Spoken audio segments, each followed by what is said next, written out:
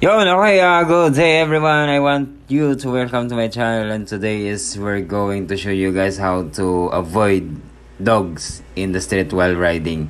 So before that, be sure to subscribe and follow my channel para sa mga amazing videos natin during rides. Okay? Let's go!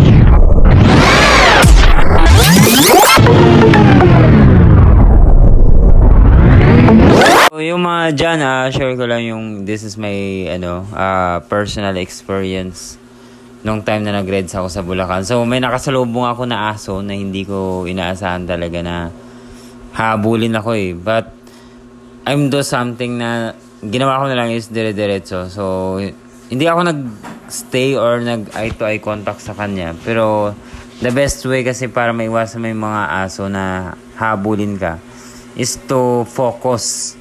Focus ka. Ibig sabihin ng focus dire-diretso lang. So, nakita nyo sa video.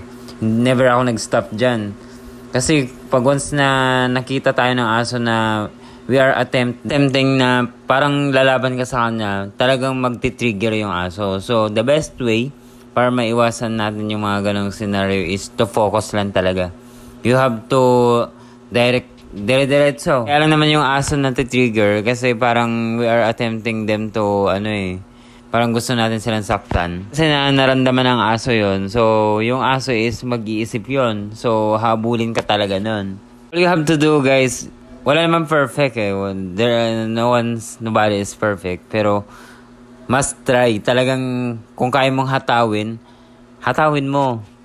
Hindi yung babalik ka, it's because dahil may aso. Kasi ang aso is nandyan lang naman talaga eh. May mga riders din kasi na takot sa aso. Pero ano lang yan, pagsubok lang yan. Pero kung gusto mo talaga na makarating dun sa mismong location is focus. Lagi ka na mag-focus. Huwag mo intindihin yung aso. Aso is nandyan lang. Alright?